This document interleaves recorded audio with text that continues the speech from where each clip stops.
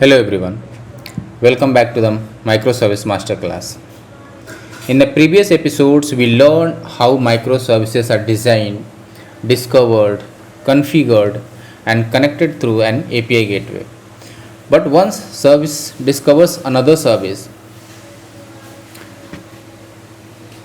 the next question is how will these services communicate with each other? For example, suppose an order service needs customer information from the user service.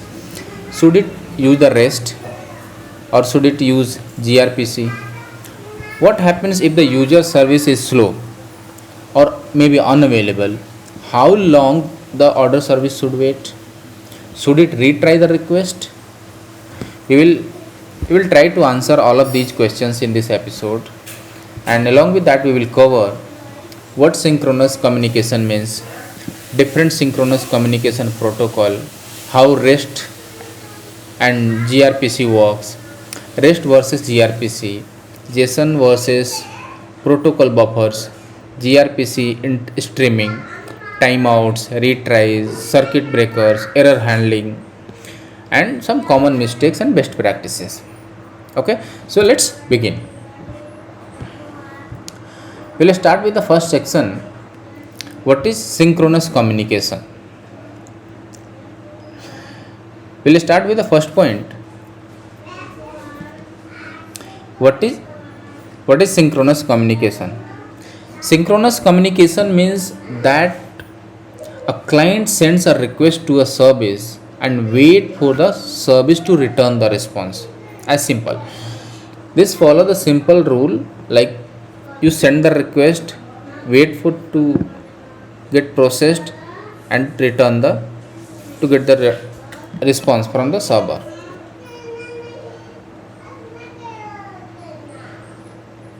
Both the client and servers are actively involved at the same time. In the asynchronous communication, both client and server actively involved at the same time. Let's understand this with a real world example. Imagine that you call someone on a phone. After making the call, you wait for other person to answer. Once the person answer, you begin communicating. Right? During that time, both people must be available. Right? Synchronous communication between microservices works similarly.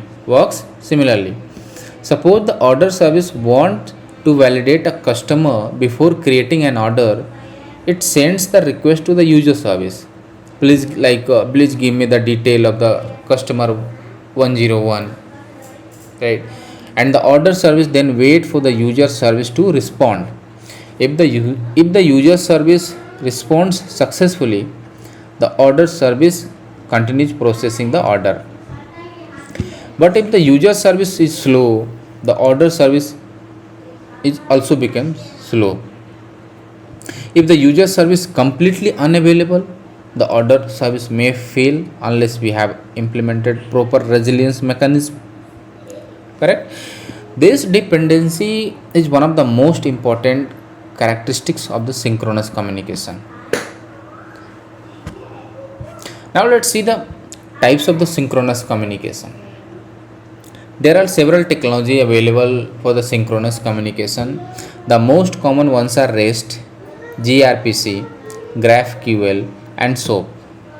So, REST normally uses the HTTP or HTTPS and exchange data in a JSON format.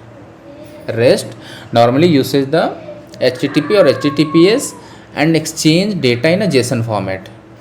It is stateless, simple, and widely supported because JSON is a human readable and REST APIs are easy to understand and test and debug. We call them using the browser, Postman, curl, or almost any programming language. This is why REST is extremely popular for public API, mobile application and web applications.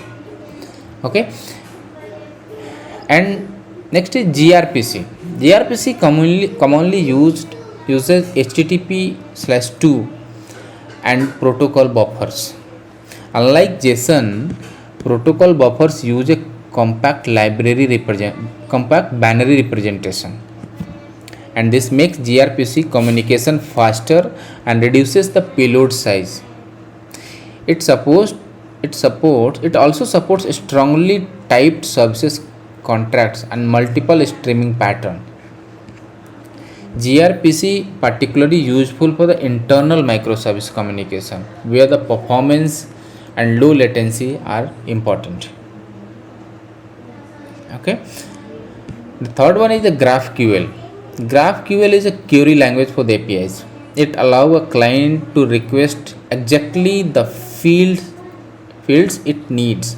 For example, if a user object contains 20 fields, but the front-end only need the user's name and email address, it can request only those two fields, and this helps prevent overfetching and underfetching the data. GraphQL is flexible, but it also introduces additional complexity related to the query processing, caching, and authorization and performance monitoring. The next is the SOAP. SOAP is an older standard-based communication protocol that usually exchanges XML messages, and it offers such as strict contracts, enterprise security standards, and a formal error handling mechanism. SOAP is still in use. Some like a banking, government projects, a healthcare, and legacy enterprise system. However, its XML messages are usually larger and more complex than JSON or protocol buffers. For most modern systems, REST and gRPC are two most common choices. Therefore, the rest of this episode will mainly focus on these two. Okay. Now let's understand a REST communication flow. Imagine a client sends a request to create an order, and the request first reaches to the API gateway. We have already learned in the previous episodes. The gateway authenticates the request and forward it to the user service. Perfect. The user service may then call the order service through an HTTP or HTTPS endpoint. For example, we hits the get users 101. Okay, or maybe we are hitting post orders. The service returns a JSON response such as order ID 5001 and a status is created. So REST uses the standard HTTP methods like get retrieves information, post to create a resource, put to replace or update the resource, patch partially update a resource, and delete to remove the resource. REST APIs are stateless. This means the server should not depend on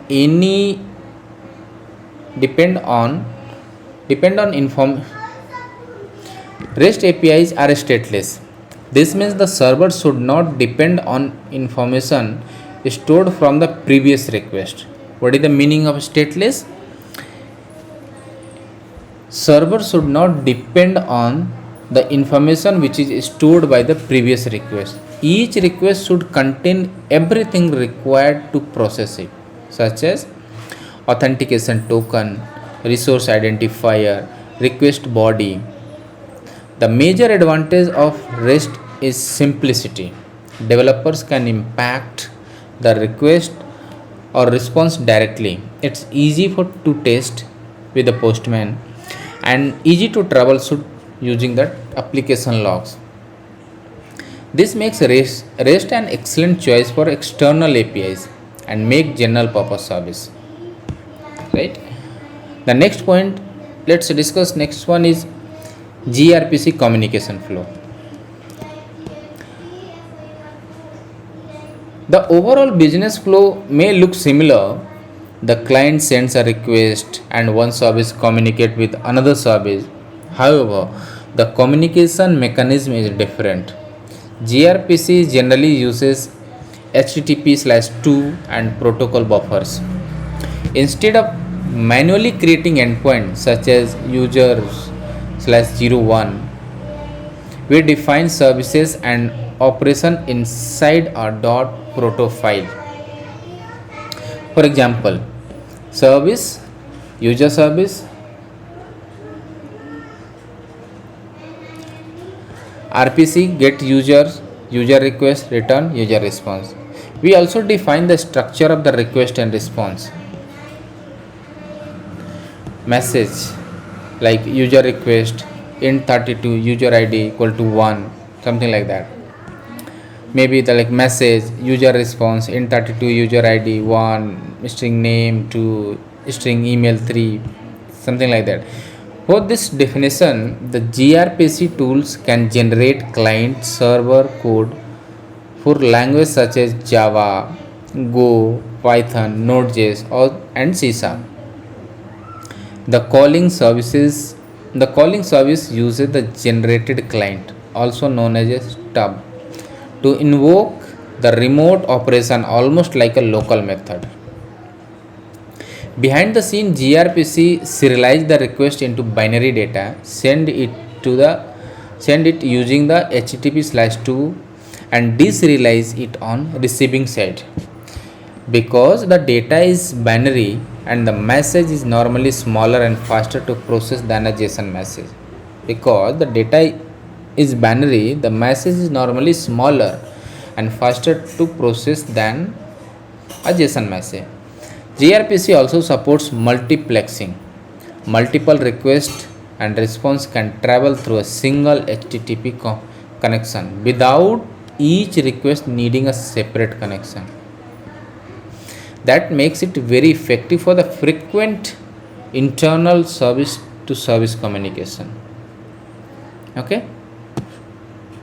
Now let's see the REST versus gRPC. Now let's directly compare both REST and gRPC. REST typically uses HTTP 1.1, although REST can work over HTTP 2. gRPC is designed around HTTP 2. REST commonly uses human readable JSON. gRPC uses binary protocol buffers. Because JSON includes field name in every message, its payload is usually larger. For example, we create an object user ID 101, name John. The word user ID and name travel with the data.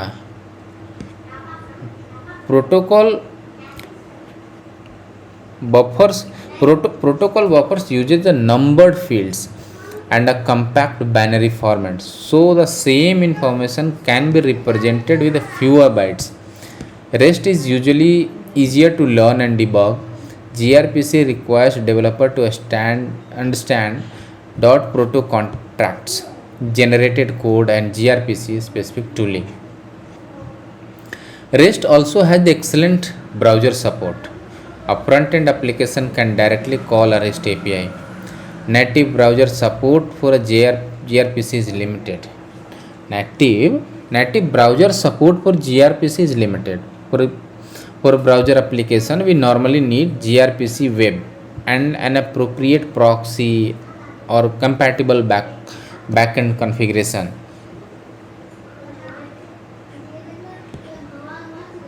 REST is a strong choice for the public APIs, mobile and web application, partner integration, systems where simplicity and compatibility are priorities. Right? The gRPC is a strong choice for the internal microservices, low latency communication, high throughput systems, strongly typed contracts, real time streaming. This doesn't mean that an organization must select only one. No. The common architecture uses REST for external client communication and gRPC for the internal service to service communication. Okay, now let's see the request lifecycle. Let's examine what actually happens when a microservice sends a synchronous request. First, the client sends a request to the API gateway. The API gateway may perform authentication, rate limiting, request validation, and routing. The request may then go through the service discovery to locate a healthy instance of a required service.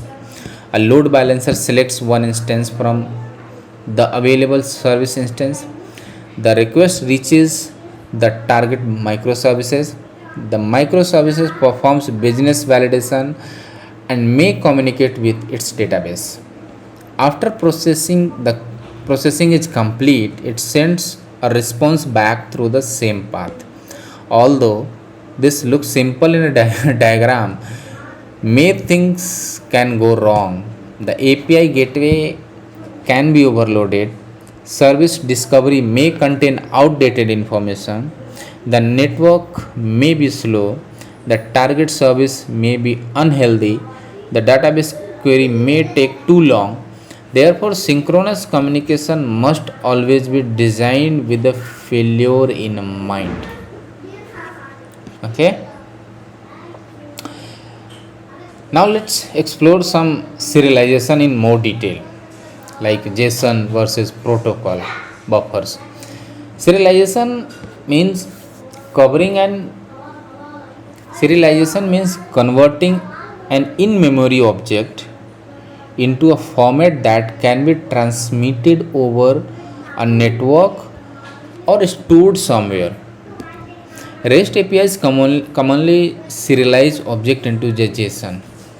JSON is easy for humans to read, right? Like we easily provide ID, name, email, AES is active, anything. It's very easy to read. The advantage is that developer can immediately understand the data. However, JSON has some overhead. Fields names field names are repeated in every object, and text parsing may consume more CPU and memory. Okay, the protocol buffers convert the data into the compact binary format.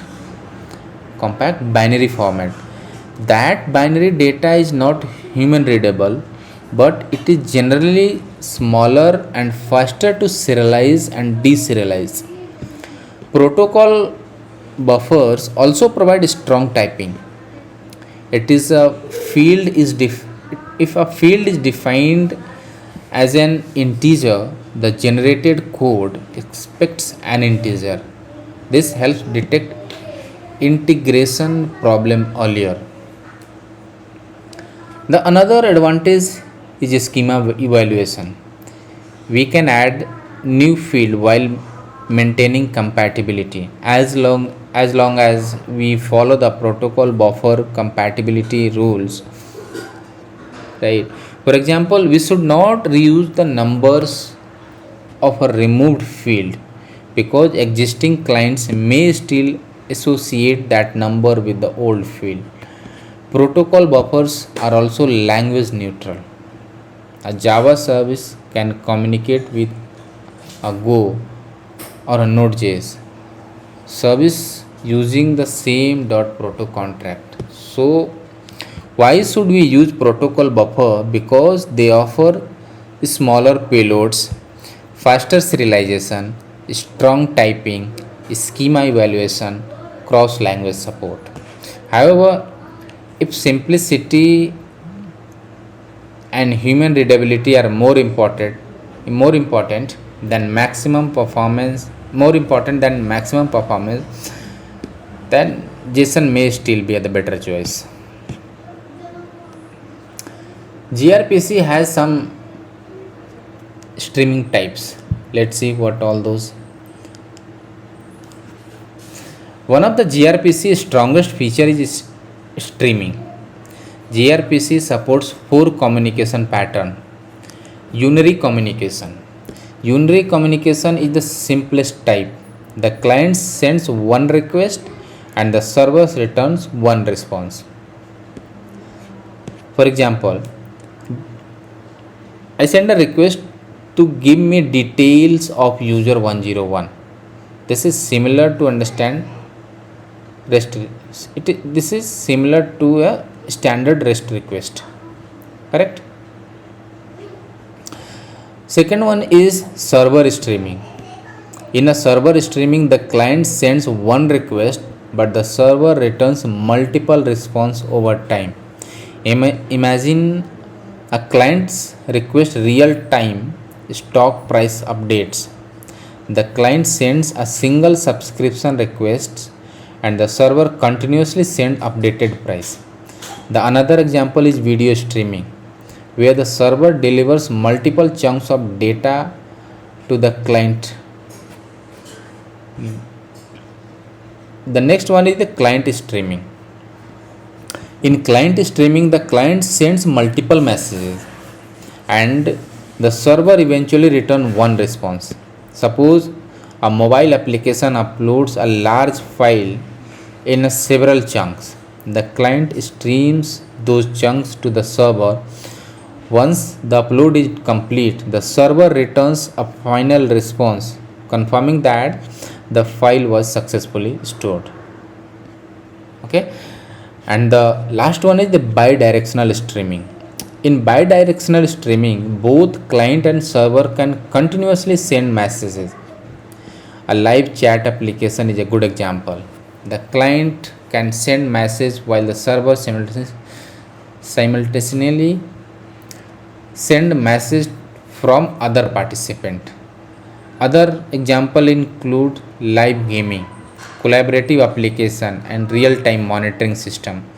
Streaming is one of the main reason teams select gRPC for the real-time internal communication.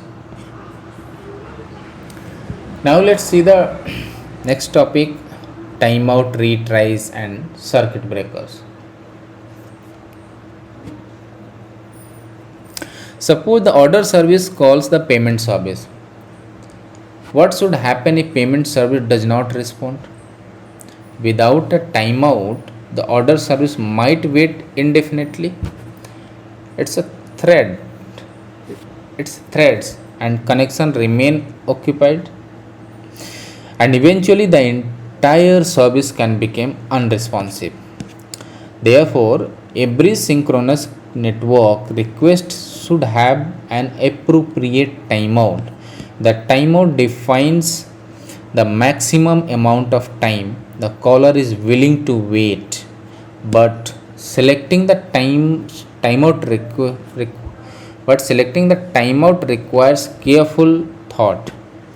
If it is too short, valid request may fail before service has enough time to respond, and if it is too long, service remain blocked and failures take longer to detect.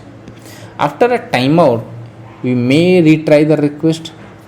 However, the retries must be controlled. We should not retry immediately and continuously, because that can put even more pressure on a already struggling server or a struggling service. The better approach is exponential backoff.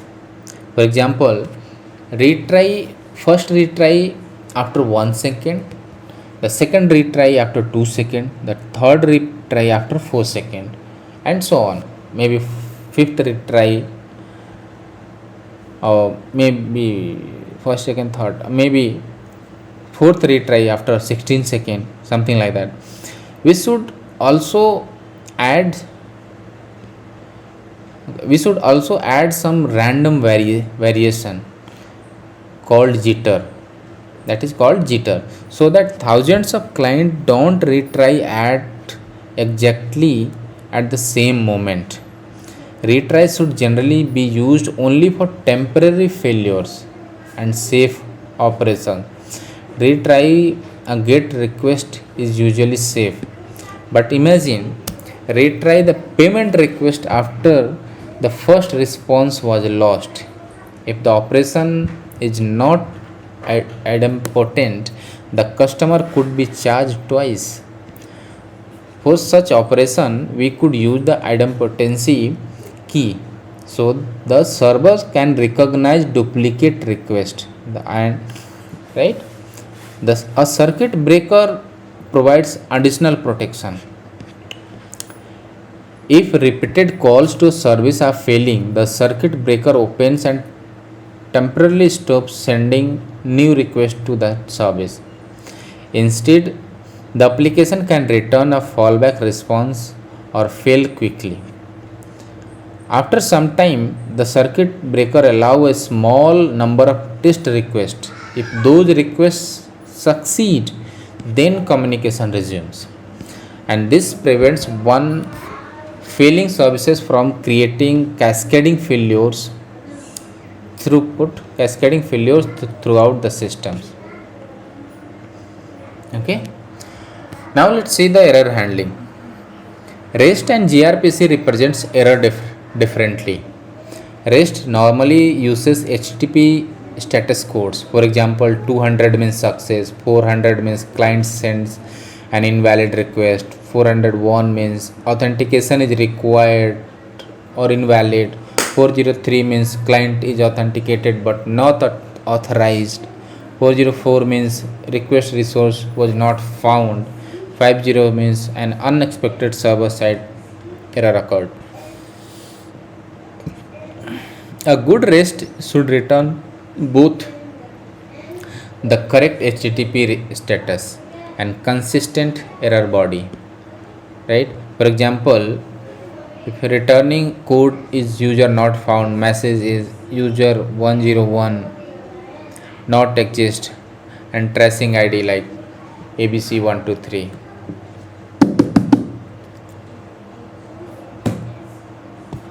The trace ID help us to find the complete request flow in distributed logs.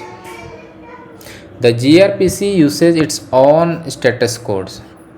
Some common examples are OK, invalid arguments, unauthenticated, permission denied, not found, deadline exceeded, unavailable, internal. Deadline exceeded means operation did not complete before the configured deadline. Unavailable generally indicates a temporary availability issue may be retriable. Invalid arguments means that retry the same request without changing it will not help. Application should not retry every error. They should classify errors into retriable and non-retriable categories. We should also avoid exposing database errors, stack trace, and sensitive internal details to the client.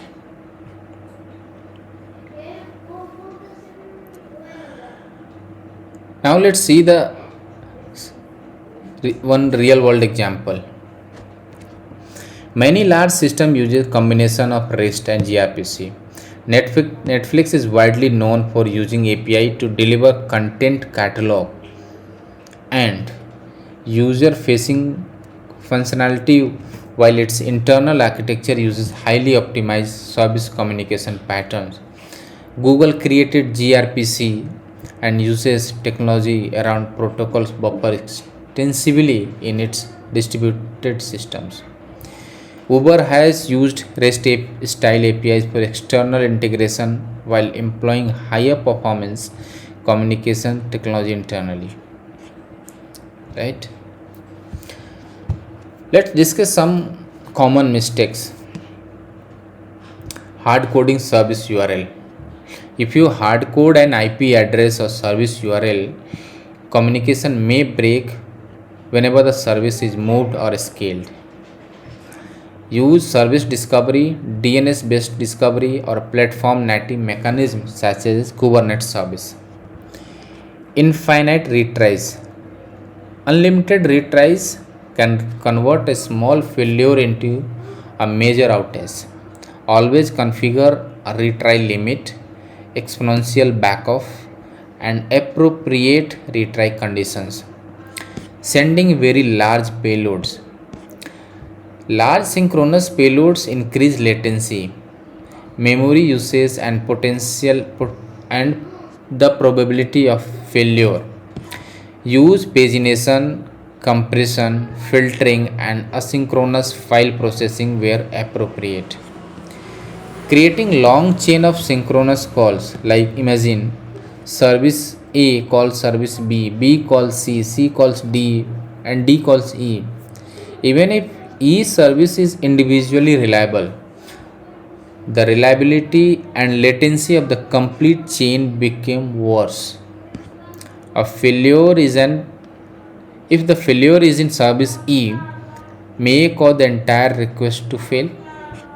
Keep synchronous call chain short. Consider a synchronous event when an immediate response is not required.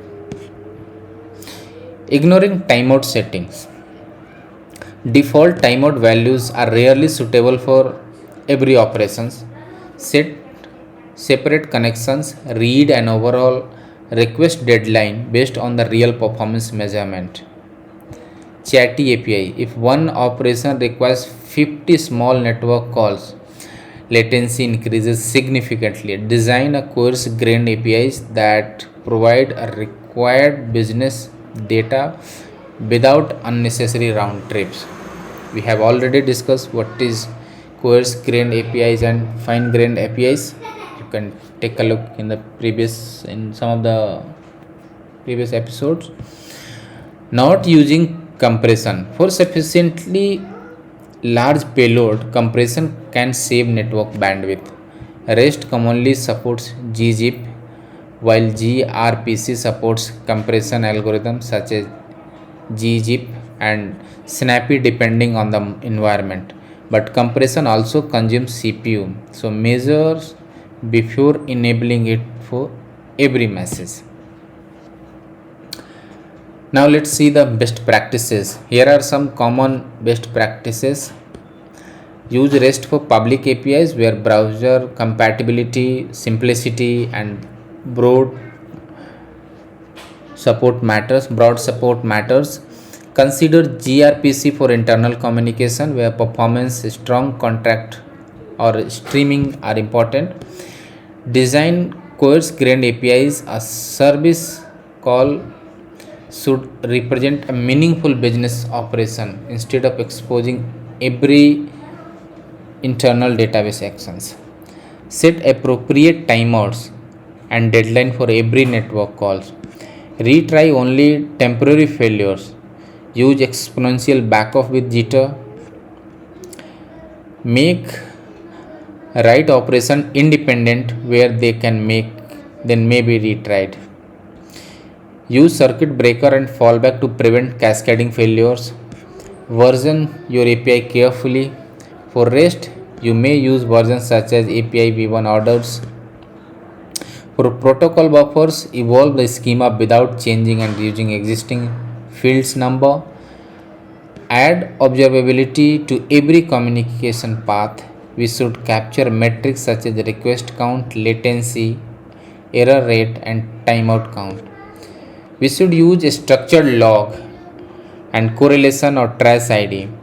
Distributed tracing tools can show how requests travel from API gateway through the multiple services. And finally, secure the communications. External APIs should use HTTPS, proper authentication. Internal traffic may require mutual TLS where both services verify each other's identity. Authorization should still be enforced when the request comes from the another internal service.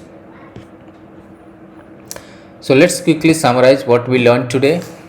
Synchronous communication means the caller sends a request and wait for a response.